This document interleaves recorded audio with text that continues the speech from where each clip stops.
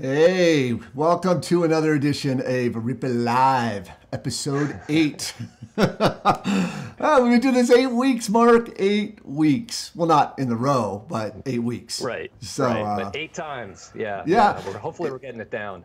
Yeah, it's weird. I mean, we put extra pressure on ourselves because the National Broadcasters Convention is like literally starting Saturday for us.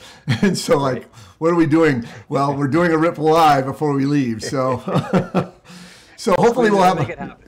Yeah, we'll make it happen. Anyway, if you're joining us on the show for the first time, I am Steve and that's Mark. I think I'm pointing in the right direction, or that's Mark. Anyway, that's Mark. And we're really excited to answer your questions, the live show. And Mark, why don't you tell them a little bit about like the formatting, what we're going to do today? Yeah, absolutely. So generally what we do here is we focus on answering your questions about Final Cut Pro 10 and related topics.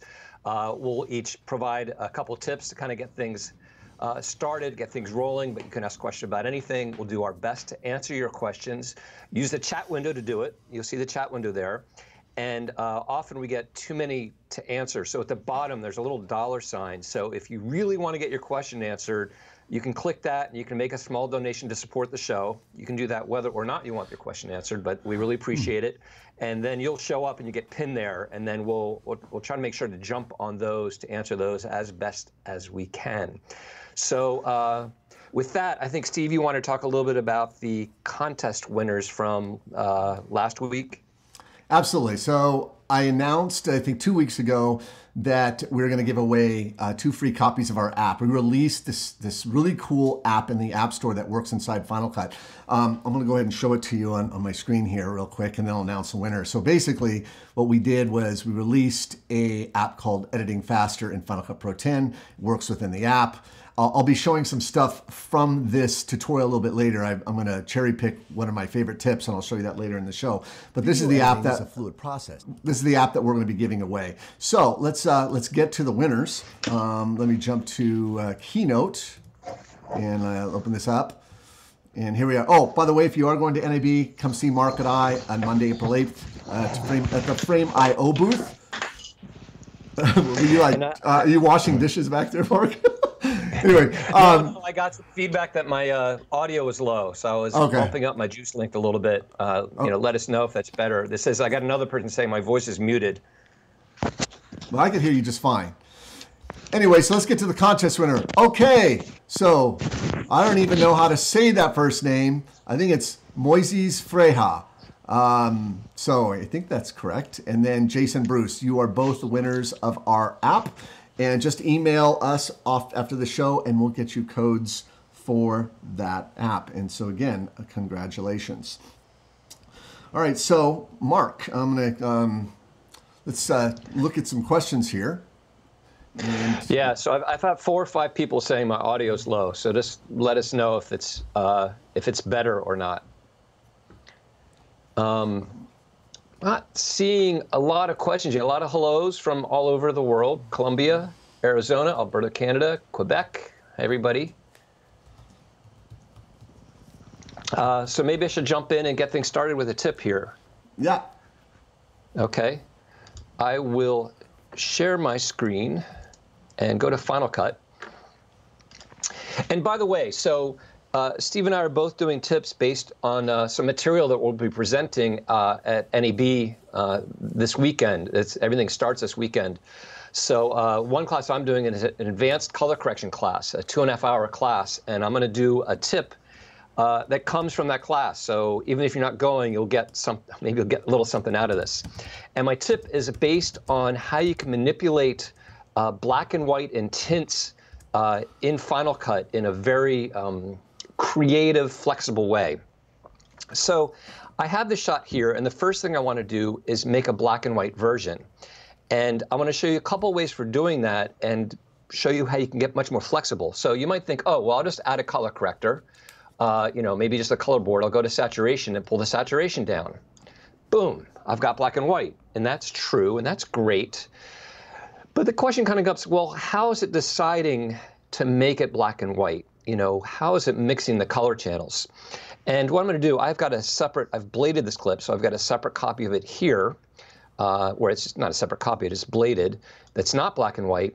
And in my effects browser, in the color category, I'm going to drag the black and white effect onto this copy of the clip. And you see it turns black and white. And in fact, if I go back in between them, back and forth between them, you see it's exactly the same black and white that we got from desaturating using the color board. And it would be the same with the color wheels as well. So, but if I go to that effect in the inspector up here, you see black and white effect, and you can modulate the amount. But what's interesting about this, if you pop open color, you can see the mix of the color channels. So it's 30% red, 59% green, and 11% blue. So that's how it mixed the color channels to get this black and white look. And you might wonder, well, where do these numbers come from that make it look exactly like desaturating? And these are, basically, they're part of the Rec. 79 standard, and they have to do with making an image, desaturating an image while keeping the luminance levels at the original level. So that's kind of the goal of this mix of the color channels, is to maintain luminance. So if we go back and forth between the color version and the black and white version, it attempts to maintain luminance. So, but tip number one, this is a 3 tips in here. This is tip number 1. If you use this black and white effect, instead of desaturating with color board or color wheels, you can manipulate the mix of these color channels. So for example, skin has a lot of red in it, so if I crank up the red channel, in fact, I could turn just the red channel up, and now we're only looking at the red channel, right? Or I could say just the green channel, and we get a very different look, or I could look at a mix between them. If we look at the blue channel, you see a lot of noise. The blue channel usually has the most noise in it, and that's one reason it's not used as much when you're doing this desaturation. But you can choose specific channels to accentuate or mix to get a very different black and white appearance. So that's tip number 1. I'm just going to leave this at 100% red because I want to show you even a more flexible way to mix these color channels. So, and to do that, I'll go to this 3rd copy here. And what I'm going to do with this one is in the color inspector, I'm going to add color curves. Now, color curves let you access the specific red, green, and blue color channels across all luminance ranges. So you may think, okay, well, I'll just pull down the red channel. Notice what happens in the RGB parade when I do that. When I remove the red channel completely, the reds in the waveform don't disappear completely. They're still red, the red channel is still in that shot, and the green and blue channels are elevated. So what's going on here is that this color curves correction is attempting to maintain luminance, just like that black and white effect did originally. So check this out. If we go to the bottom of the color curves, there's a Preserve Luma checkbox. If I uncheck that, and I now bring down the red channel, notice in the RGB parade how all of the red is getting completely removed from our image, and the green and blue channels don't move at all. So this is a way you can affect the specific color channels. So let's bring down green and blue completely, and now we have just the red channel, nothing else, in its unaltered state. So you may think, oh great, I'll just go desaturate that and get black and white of just the red channel. So you might say, oh, I'll go back to color board and desaturation and pull saturation down. But look what happens. When you desaturate just that red channel, the color board's trying to mix all these other color channels back in, and it doesn't get you the result you want. So I'm going to get rid of that. Here's how to do it. Instead of desaturating with a color board after selecting a channel with curves, back in the color effects, if you go down to the hue saturation effect, I'm going to drag that onto the clip. I'll go to my video inspector, and the hue saturation effect has a saturation slider. Now watch, if I drag down the saturation here, see how it's not affecting that red channel at all? It's just bringing up the green and blue to exactly match the luminance ranges of that red channel. And now what I end up with is a black and white image of just the red channel. And to prove it, what we can do is go back to the red channel that we created with the black and white effect, that's just the red channel, and look how these two are identical now. It's just the red channel. Okay, so now that we have that, in color curves, we can manipulate not just these mix of color channels by adding them back in, The cool thing about this is you can also manipulate the ranges that you want to add back in. So you can add points along these curves. Sorry, I lost my earpiece there. You can add points along these curves to adjust how much of each color channel is added in.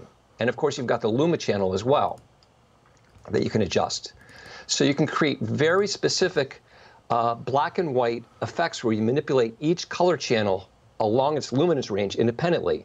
And the last thing I'll add to this is tip number 3. If I add another color curves correction to this, and I leave Preserve Luma checked, I can now add a tint into this shot.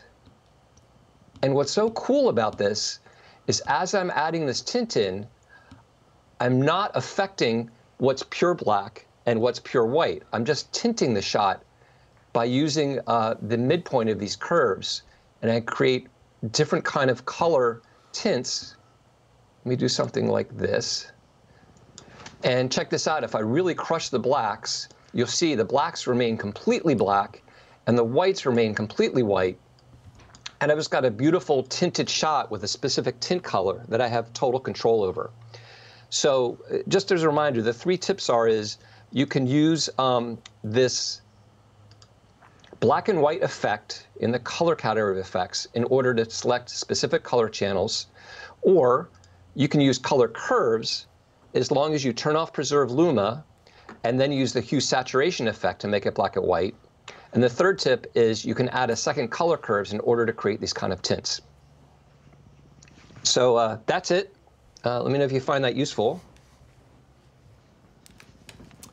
That was a great tip, Mark. Back to you. Any questions? Yeah, we had a few questions as you were showing your awesome tip. By the way, I love that tip, Mark. It's fantastic. So your audio is back, and then we got confirmation from people listening, so that's great. So I have a couple of questions here. One from Dennis, one from Talon 6 Ariel, and one from William Jones. And I don't know what, hearing still a lot of audio rustling on your end, buddy. So maybe your mic is like coming off or whatever. So Dennis asked this question, Dennis Kaling. It says, I heard it, the question, I don't have the exact question here, but I think your question was along the lines of, shouldn't you be using the import window to import all your media? And then I showed a tutorial last week, or released it, how to use all of this great Shutterstock media. And you can download it for free. I think it's like 200 assets, and you can just drag it right into Final Cut Pro. And that's what I did. I did a drag and drop. I did not use the import window. And let me just go over to my screen to show you what I'm talking about. So there's 2 ways to import. As Dennis pointed out, you can go to the import window, like I'm doing here, go to your desktop. Hey, Mark, it's really, I don't know what you're doing, but there's just a lot of noise on your end. I'm just trying to flag you on it. So, yeah, it's just, yeah, thanks. So the import window is, you can import. I generally recommend using the import window for importing directly from a camera or some sort of a hard drive that has the original data structures. Everything else, graphics, music, collateral material that people are sending me, I don't use the import window because it just takes too long, because you got to click on the desktop, then you got to drill down in the folders and then find it and import. It's a huge time waster. Okay, so it's just much better to do a drag and drop. Here is a folder of stock. That, by the way, I should point this out, Vimeo, if you guys are Vimeo subscribers, they're giving away, I think, 1,000 clips of 4K video stock that you can download right now. And I did that yesterday. Here's a bunch of stock that I downloaded free. And some of it's pretty good. Some of it's crap, but some of it's really, really good. Like that little drone shot there. So, go to Vimeo. If you're a Vimeo subscriber, get the content. So how do I weave that in what I'm saying here? Because there's no point in using the import window to bring this in. It's just easier to just grab the whole folder or clips, whatnot, and then drag it right into whatever vent that you want. So here, if I drop this down here to this event, down here, event 11, boom, it comes in. And if any of it's keyword tagged, it'll come in with those keywords. It'll actually show up with the keywords down here. But it's just drag and drop, and now all my stuff is in there. And that's exactly how I brought in the Shutterstock content from last week. I just drug their folders straight away into the event, and it created the collection. So that's how I do it. Dennis, I only use the import window for bringing in camera content, honestly. Everything else, it's just much faster to do drag and drop. So there's my answer. So there was another question, Mark. Maybe I'll throw this back to you because it was a color question tip. Talon6 Ariel asked, how do you use a vector scope to correct tint and hue? So you might want to talk a little bit about that. Sure. Sure. In fact, let me share my screen again, and we can look at that. So let's bring up the vector scope. And so the vector scope, for folks who aren't aware, measures and shows you both hue and saturation of a shot. So let's take these effects off of this shot here. So the angle on the vector scope is the hue from red, magenta, blue, cyan, green, yellow, and the radius of the vector scope is the saturation. So the further out these traces represent the pixels of the image, is how saturated it is. So for instance, if I just add a simple, let's say a simple color board and increase saturation, you'll see those extend out. Or if I pull them in, we have no saturation, so there's nothing on the vector scope at all. So the question was kind of about hue and saturation, and it's an somewhat involved answer depending on what you're trying to do. But one way you use the vector scope very clearly is to check skin tones. So one example of a way to do that is to isolate this image just to the skin tones. We can go down to the mask sections. This is one way to do it. And I'm going to add a shape mask on here. And I'm just going to take that shape mask and kind of size it so we only have skin in the shot. And ideally, that skin tone should be along this line on the vector scope. This is the skin tone line. It's a particular hue of anybody of any race.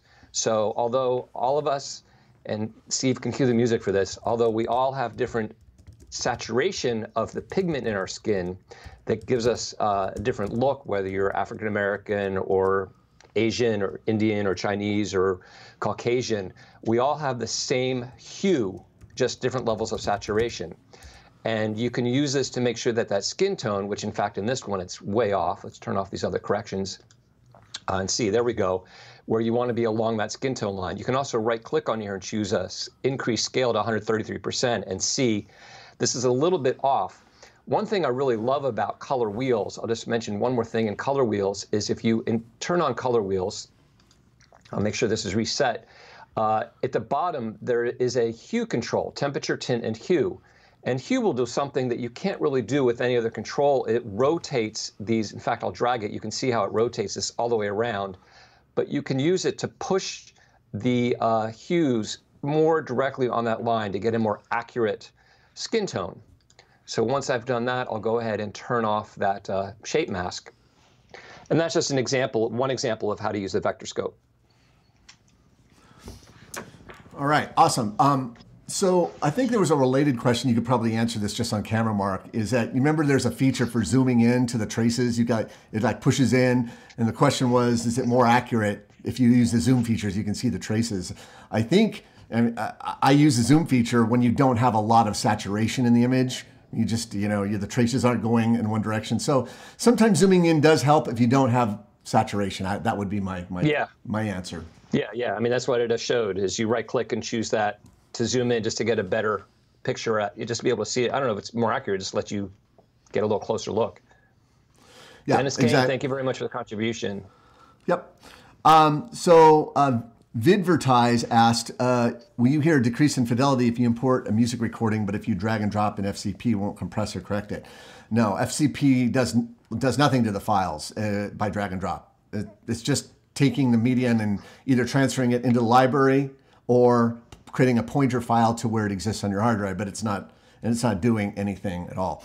There are a couple of questions earlier in the stream I wanted to get to, Mark. One was Peter Rude was asking, can you discuss the best option for using external hard drives?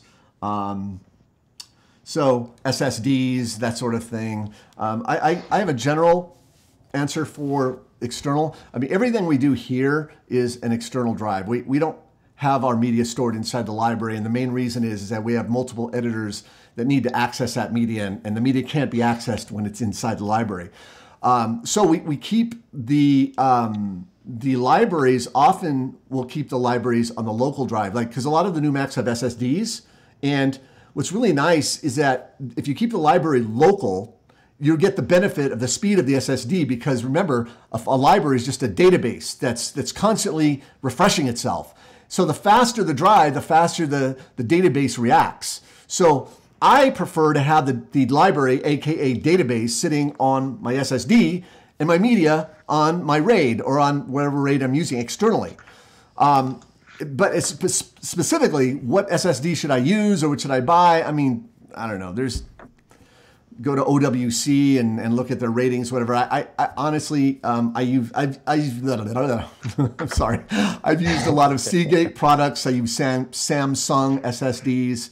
I don't have a particular make and model to tell you, but like I said, our media isn't on an SSD. It's on an external RAID that's got a bunch of disks all RAIDed together, standard hard disks. So your related question was about MacBook Pros and H.264 encoding, Peter. I'm using one of the original iMac Pros.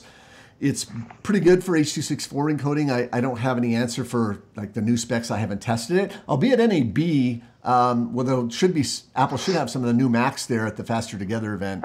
Maybe I can just use one and do some encoding tests and check that out. But I don't have any specific answer for benchmarks for the new iMacs vis-a-vis H.264 encoding. All right. Go ahead. Yeah. I got one, great, Steve, there. Uh-huh. So Greg Palmer, thank you very much for your contribution. So Greg asks, is there a way to unconsolidate media, i.e. move all your media from internal to external from a library? And Greg, absolutely. And let me just show it rather than explain it. Let me just share real quick, because that's a great question, because you might have the case where you've got media inside your library, but you want to move it all out in order to share the library with somebody else without giving them all the media, if perhaps they already have it, or be able to have just the library, move it to another drive without moving the media. Very easy. Somebody jumped in there and said the answer, but I'll just show you. If you select your library over here in the browser, and then we go to the library inspector, we can see our storage locations here. And currently, I'll click Modify Settings. My media is being stored in the library. All I need to do is choose a different location. So I'll click Choose. And let's say I'll put a new folder and just give it a name in my Documents folder. So that's when I move my media. I'll say OK. Nothing happens when you do that. I've set a new target. So if I import new media, it will go to that folder. That doesn't affect any existing media that's already in my project. If I want to take all the media that I've already got in and move it there, I would now click this Consolidate button for the media. And that will take all the media that's inside the library and move it out to that target folder. Now, I don't want to do that here, so I'm going to just go back to that. But that's how you do it. It's very easy to take all your media and move it outside the library, or you can change your mind and move it in. And you can do this at any point. So William Jones asked, he has a problem with roles. He applies different roles to multicam clips, and then it looks like he's saying when the roles don't update in a multicam clip. Have you heard of this? I haven't. So that's something I'm going to have to play with. And so what's really great about having our audience, anybody else experience that in the chat window? You might, if you have an answer, if you've experienced that, go ahead and put that in there. I haven't. I'd have to play with it, but it's possible. It's just metadata that's not being applied in the appropriate container, i.e. the project container being a multicam clip. So I don't know. We need feedback from our vast vast and wide knowledge base out there about that specific question. All right. Okay, so there's some questions here. Brad Walker, can you cut in Final Cut Pro, but color, I think you mean color grade from DaVinci Resolve and send audio to Pro Tools? What is the best way to deliver audio to Pro Tools and then color in DaVinci Resolve? Well, I'll take the audio portion if you want to take the DaVinci portion. It's so funny. Mark and I have our little niches within the post-production world. I tend to focus on audio, and he focuses on color grading. So the app that you want to maintain the most fidelity from getting your rolls from Final Cut Pro 10 into Pro Tools is you want to use this app called X to Pro. X to Pro. They have two versions. I think it's not an inexpensive little utility. I think it's like $100 last time I checked. But what it does is it's just basically an XML translator. But in addition to making XML, it makes AAC audio, advanced authoring format. So what it does is it takes all of the audio from your Final Cut Pro timeline, creates a folder of AAC audio so that when you hand off AAF, I'm thinking AAC, AAF to me. Thank you so much. Oh man, it is AAF, Advanced Authoring Format. And what's great about X to Pro is it makes all of this media in the AAF format so that when you hand off your project to a Pro Tools editor, they're not only going to get your edits in the Pro Tools session, but they're going to get all of the original, they're going to get essentially all the WAV audio files. And then they can go ahead and mix and then send the stereo master or surround master, whatever it is they're mixing, back to you. And then you could just integrate it right in the Final Cut Pro timeline. So there's my audio answer. So your color correction. Yeah, so the color correction, and there was another question about Resolve that I'll answer at the same time, but I'll start with the what's the workflow. So in fact, I'm actually at NAB in the session doing the workflow from Final Cut to Resolve and back. But basically, all you need to do is export XML from Final Cut and import that XML into Resolve, and your full Final Cut timeline will come into Resolve where you can grade it, and then you export those clips, and an XML goes out with it. If you use the Final Cut Pro 10 preset, you import that XML back into Final Cut, and it relinks your timeline to all that Resolve graded media. Now, there can be more to it depending on how complex your timeline is. There are certain things that don't pass through. Speed changes will pass through. Certain transformations won't pass through. Titles and things you need to kind of be careful about. But the basic workflow is pretty simple. You just XML out of Final Cut, go into Resolve, do your grades, render out, XML back to Final Cut. It works very well. And you can do these two things, Steve's workflow for audio with X to Pro, and then the Resolve workflow, and end up with everything in Final Cut. It's a great system. It kind of brings up the question, well, should I use Resolve for color correction? And somebody asked that earlier because of the tip. They said, well, do I need Resolve? And a lot of people don't. I think I do probably 90% of my color correction. I can do in Final Cut because of the color curves, the hue saturation curves, which we didn't touch on here, are unbelievably powerful. They're fantastic. But there are some things that Resolve does that Final Cut doesn't do. There's quite a few. One of the big ones is tracking. Resolve has a very good tracker, so if you're doing color grading based on tracking features, Resolve is great for that. It also has very flexible power windows and very flexible qualifiers, and a lot of tools that are built for doing a lot of color grading that allows you to organize and locate footage and copy grades and grade multiple clips simultaneously. That is more time-consuming in Final Cut. So if you've got a long program, Resolve's going to have a lot of tools that help make that easier. Also, if you're shooting with Blackmagic Raw, you're going to have to use Resolve to do that, because currently Final Cut doesn't support the Blackmagic Raw format. So there's a lot of reasons. Those are a few of them for considering Resolve as another tool in your toolkit for editing in Final Cut and grading in Resolve. Yeah, awesome. So there's a couple of other questions in here. One related to motion, but I'll go ahead and answer this one on DV. Can I, Charles Catjuver, I'm sorry, I can't pronounce your last name. Sorry about that, Charles. Can I use DV media on a 4K timeline or timeline dominated by 4K media? Of course you can. The thing about Final Cut is, remember, it's going to have a working resolution and frame rate. So if you start out defining that project as a 4K, let's say 24p, whatever you drop into it after that, and if it's a DV clip was at 720 by 480. So it's 720 by 480 and it's standard definition. So it's square, and hopefully, it has the metadata flag so you can, make it 16 by 9. But really what Final Cut Pro will do is just upscale it to fill that 4K frame. I can't imagine what that would look like, but there's no reason why you can't do it, because Final Cut Pro handles mixed frame rates, mixed resolutions all the time.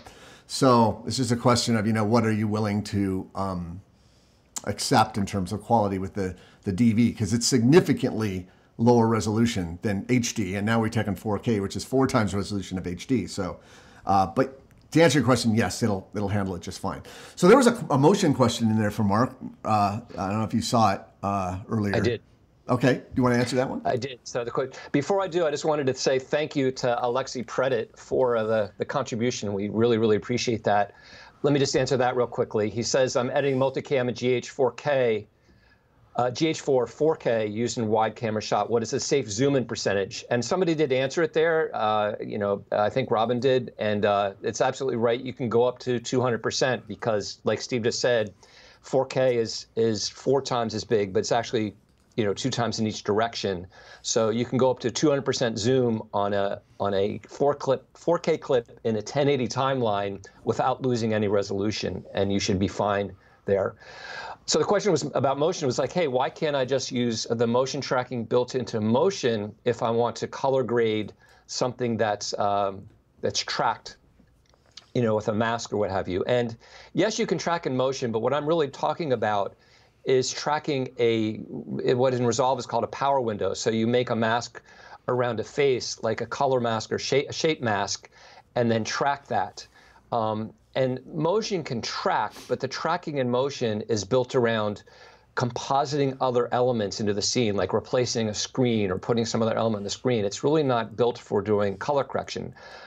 Although all of the color correction tools in Final Cut, including color wheels, hue saturation curves, color board, it's all available in Final Cut in Motion now, which is great. So you could use Motion to do that. It's just, there's not a real simple way. If you're in the middle of Final Cut and you've got a clip you want to do that to, you've got to open Motion, you've got to find that clip and load it in Motion. You can't just, quote unquote, send that clip to Motion in order to track it and do that. So for me, it's just as fast to do that in Resolve as well as Motion. And Resolve is just much more robust features for doing tracking specific to color grading. Okay, awesome. So there's some additional questions here. There was one question asked about trash. When you trash an event, is it complete? Here it is. MacCork asks, when you move an event to trash, does it get completely moved out of the library? Absolutely, it's gone. If you select an event, trash it, it's gone. And if there's media inside it that isn't in the timeline in another project, it'll delete that media too. So you got to be very careful with that command. So yeah, it's trashed. All right. So Adiamon3 asks, has anyone also experienced that same thing, exporting compressor bundles in FCP10? Tried multiple computers. So I guess there's some issue with bundles. I don't know. Maybe there's someone earlier that said what that issue was. I'm not sure what the issue is. But anyway, you can just, if you can just post it back in the chat stream, so I have to scroll up and look for it. There's another question from Man Cave Productions. When syncing audio and video with the synchronized clip metadata, reel, scene, and take aren't showing up in the combined clip. What am I doing wrong? I think, see, I don't know if you have a synchronized clip to show here. Let's see here. Let's see if I can import a library so I can show this. Somebody open library and let's see.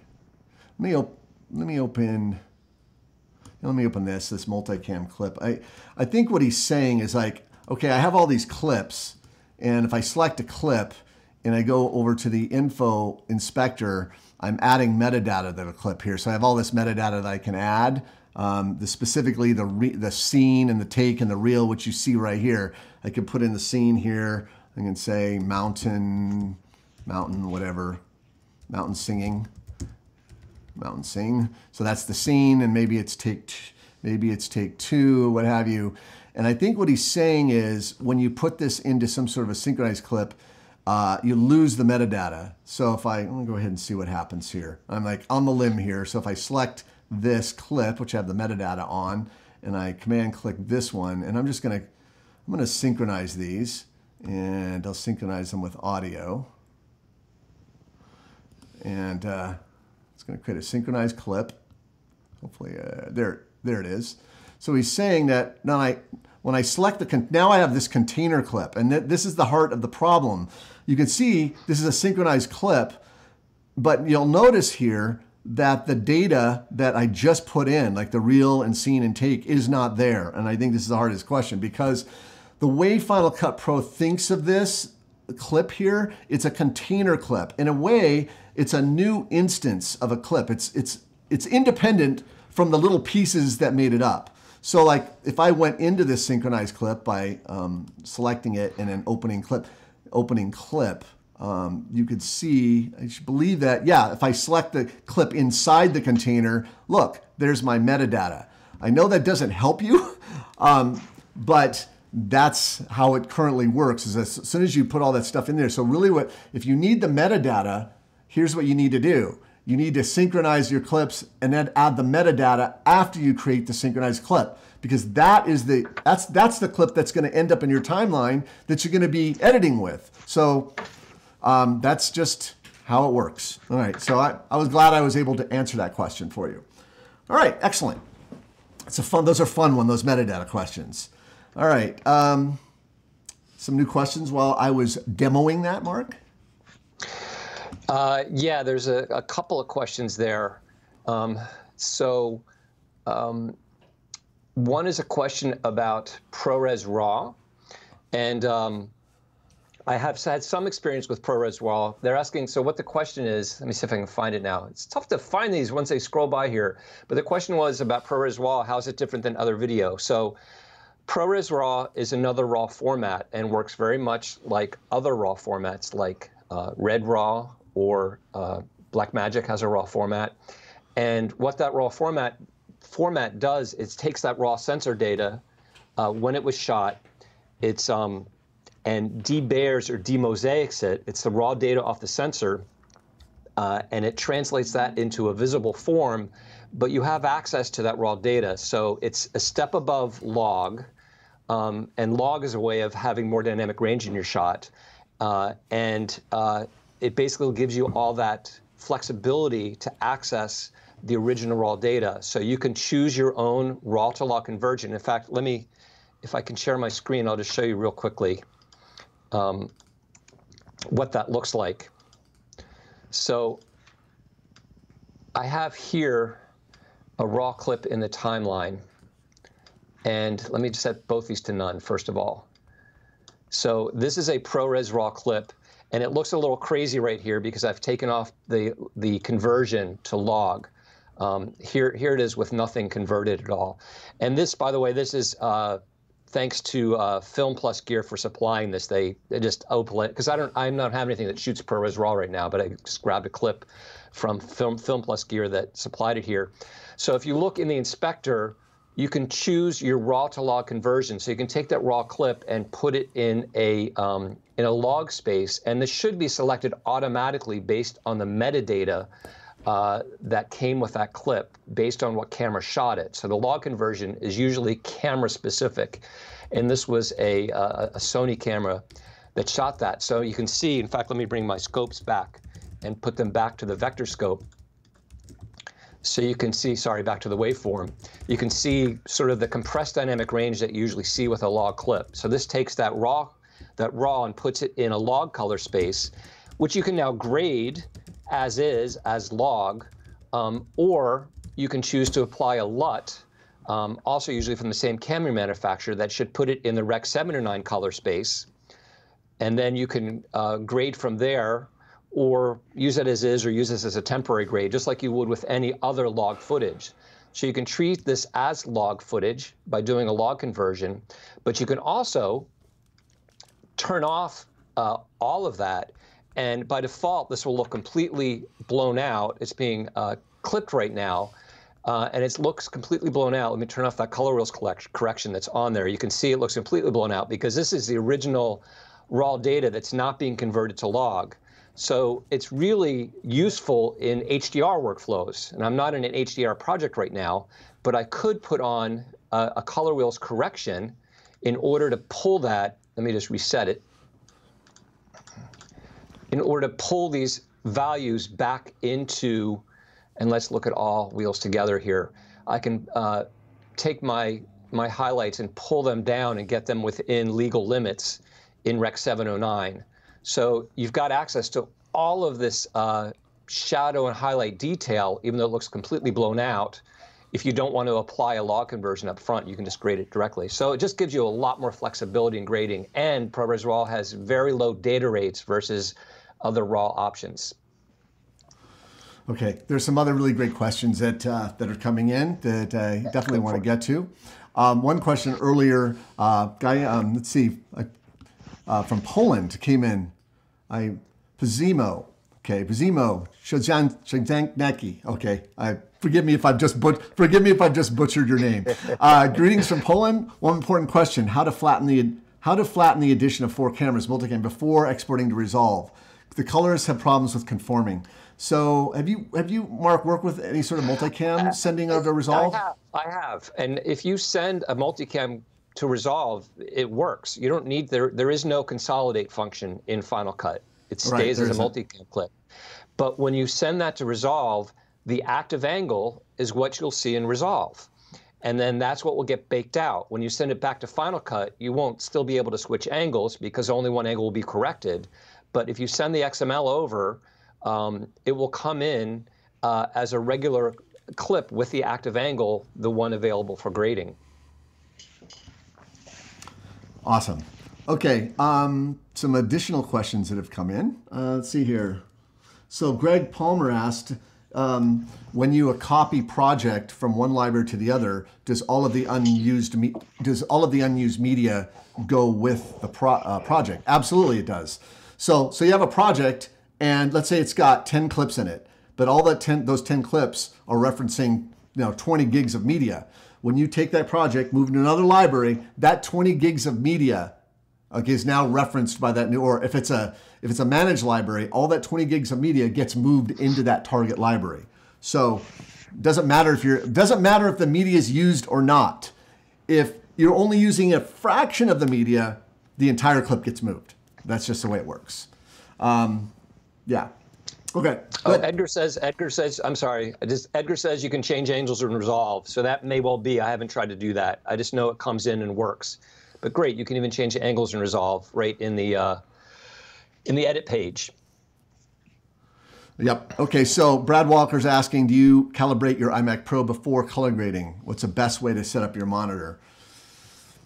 Well, are you going to the web? Are you going to broadcast? That's a question that's completely dependent on what your target delivery is. Stuff for the web is in sRGB, that's RGB, and then for the, you're going to broadcast, it's YO, I'm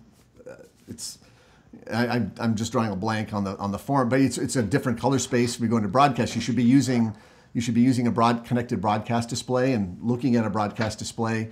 You shouldn't be color grading on your iMac monitor if you're delivering to broadcast or high definition HDR. You're going to want an actual monitor for that. And I'm sorry, but getting an iMac with a kind of HDR look like PQ is not the same thing if you're doing broadcast. So for web, just use your iMac monitor. You're working in pretty much 8-bit color space anyway, and what you're seeing there is pretty close to what you're going to end up with on YouTube or Vimeo. I don't use any calibration equipment. I don't have the little calibration tools on my monitor. I don't. But again, doing for broadcast, that's a different animal because you have to, your specs are very, very, your tolerances are very tight in terms of luminance ranges and color ranges. So that's kind of my long answer for that question. All right. I will just add on to that. I do use an inexpensive hardware calibration for my iMac. Yeah. There's one called Color Monkey that it's just USB. It hangs on your screen and runs a quick calibration, and that can be useful to make sure you're accurately calibrated. But a lot of these new displays have very good color fidelity if web is your destination. Okay. So someone says I misstated something. Steve, you misstated that move to trash command in FCP 10 deletes media. It does that in the Finder, but in FCP, the media stays in place, is stored outside the library. That really, really good point. You know what? Thanks for that clarification. What I said was partially true. Okay. If you have an event with media in it and the media is inside your library and you press command delete, which is essentially Final Cut's version of trashing, it trashes the media and the event. All the media in the folder is gone, okay? But if your media is outside the folder, you're deleting the event and the clips, in other words, the references, the pointers, but the media, if it's an external, is still there. Final Cut will never delete media on an external drive. So I really appreciate that clarification, and so hopefully you're clarified now. But thanks for that. I really appreciate that. Yeah, in fact, just to add on to that, you said it will never delete media on an external drive. It will never delete media that's external to the library on any drive, whether it's an internal or external drive. It's very safe that way. So Barry thanks for the super chat donation, Barry. When you send a multicam clip to X2 Pro, will the audio on all the cameras be sent over or just the selected audio? You know, I haven't tried that, so I don't know. I'm not sure what the answer is to that. That's something maybe I'll play with and I'll get back to you, but I don't have a direct answer. Like, Mark, do you know if it takes just the single audio from whatever audio that you're sending? Like, say, just don't know. But we'll look into it, and we'll get back to you on that, Barry. So, sorry, you stumped us on that one. Okay. Let's see. It seems with Chris Sinclair's asking, it seems with legacy media handling in 10.4.6, Final Cut Pro 10 will now not only give you a warning of the status, but will force convert to ProRes 444 in order to import, correct? Mark, have you had experience yet with 10.4? I have.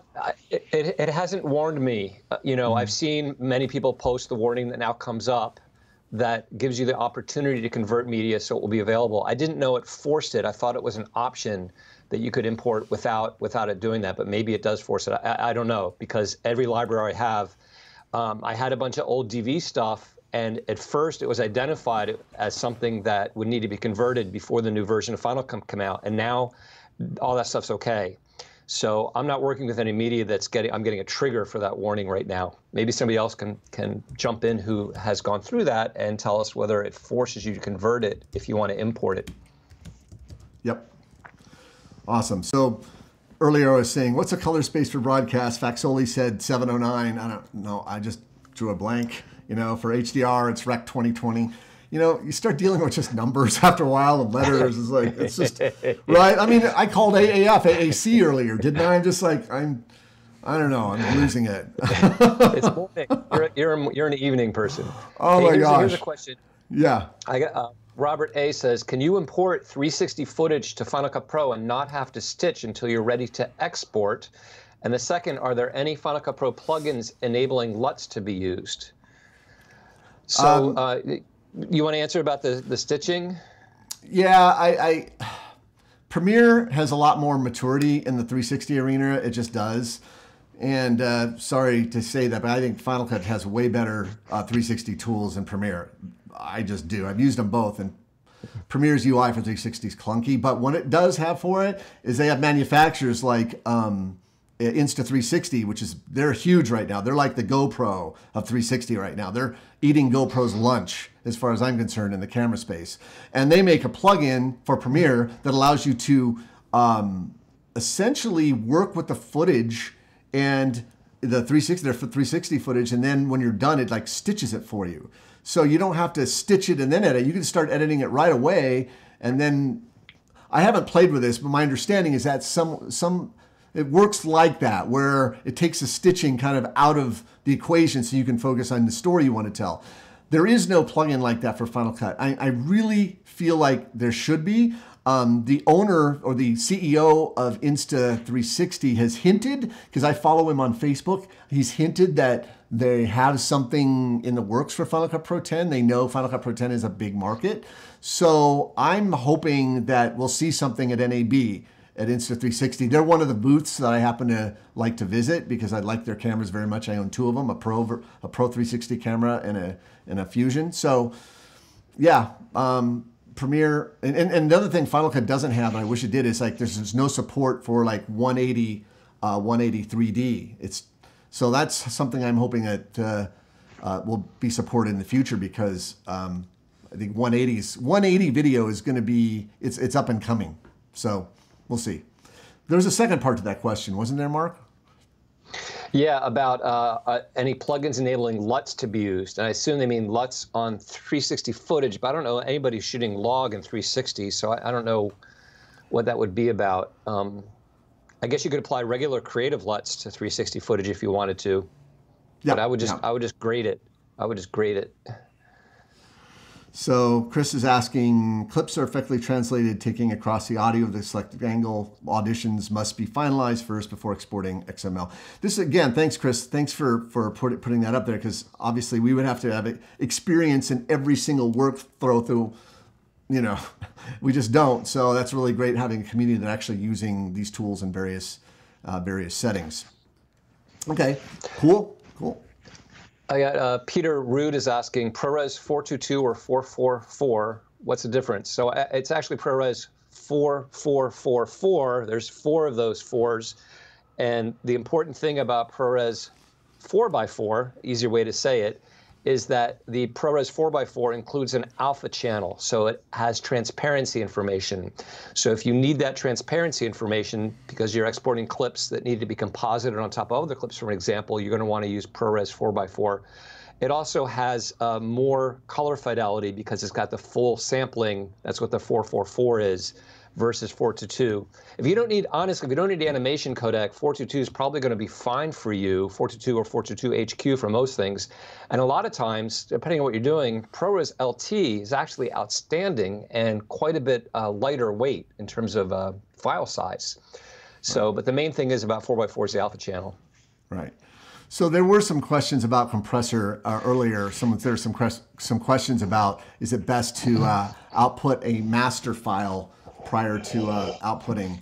Now, you could, if you're using compressor, you could output a master file just like in Final Cut and then upload to YouTube. But in compressor, you can also set up what's called an action, where it'll create the master file and it'll also send it straight away to YouTube. From compressor, you can set what's called an action. An action is something, an additional step the compressor takes after the encoding has happened. That action can be, all right, you've made the files, now create the DVD. You've made the files, now sync with iTunes. You've made the files, now upload to YouTube. So that's what an action is in compressor. So you can set up your job so that it makes a master file, and then another job that actually compresses it to the appropriate codec, H.264, whatever, YouTube, and then pushes it to YouTube. What we do is we push pretty much, from our production, we push everything straight from YouTube, right from Final Cut. I don't bother going to compressor at all. I'm very happy with the settings I get straight away from Final Cut to YouTube. So something to keep in mind. Awesome. So what time is it? Whoa, it's only 5 minutes left. Yikes. We got a Bob, Chris Sinclair. Thank you very much for the contribution. And Bob Shannon, thank you. Bob's asking, work with GreenScreen. Is there an easy way to keep the keyed background aligned with camera moves like pan, tilt, zoom, or in between multicam clips? Not an easy way. if the camera has moved during your green screen shoot, unless you've recorded and captured that camera move data that you can then not really bring into Final Cut, but you can bring into other applications, it's going to be very tough for you to match that background to those moves. You can manually do it by keyframing the scale and position of that background, but especially if there's tilts going on, that just handles sort of like movements, lateral movements up and down or pushes in. But if the camera's tilting, it's going to be extremely difficult to make that background match unless you've captured that camera data. There was an earlier question too about what our plans are at NAB, and I think this might be a good place to transition to kind of what's going on in the next few weeks. Let me go ahead and go to my keynote here. So Mark and I will be at NAB. For those of you who will be there, these are the classes we'll be at, and we've mentioned this for the past few weeks now. If you don't want to spend the $1,100 to take the full menu of options, you could take just a class from Mark and I, and you just mention our names, and then you could take one of the classes listed here. So there you can screenshot that, and you have that. And then our RippleLIVE schedule, we do bi-monthly now, so just takes the pressure off having to produce a show every single week. And there's our next schedule after NAB. And hopefully we'll have some new stuff to talk about after NAB, because it's always an exciting show in terms of new gear and maybe new software. So we're looking at that. I think that's it. I just want to remind everyone that we do have this pretty cool app for learning Final Cut. It's a editing faster Final Cut Pro app. It's $39.99 on the App Store. And what's nice about it is that it works directly within Final Cut Pro. You just click the extension icon and boom, it comes up. It's right there inside of Final Cut Pro. And you just, I wanted to show you a couple of tips from this, because I'm actually teaching this at my session at NAB. I'm going to be going through this and showing some of my better tips. But anyway, if you want a great way to support the show, and this is a really great. I'm going to show you how to trim a dialog. Yeah. So I'm talking about this is a great little app. It's about $40 on the App Store. You just go to the App Store and type in. I think you type in editing faster in Final Cut Pro, and this will come up. All right. So wanted to thank you guys. I'm being flagged right now. So hang on, guys. Okay, so I had a granddaughter not too long ago, and this is my grandbaby. This is my grandbaby. This is Eleanor. You say hi to Eleanor here, and she's here Eleanor. I'm just gonna here's a mouse. Here's a mouse. She doesn't think it's the same. Anyway, so we wanted to thank you guys for watching another edition of RippleLIVE. We look forward to seeing you in a couple of weeks. Sorry if we couldn't get to all your questions. We do our best. Sorry for the technical difficulties at the beginning of the show. Sometimes we experience that. It's a lot of moving parts. Thanks again. We'll see you. We'll see you in 2 weeks. Thanks for watching. RippleLIVE. Thank you, everybody. Bye. See you guys in 2 weeks. Ciao.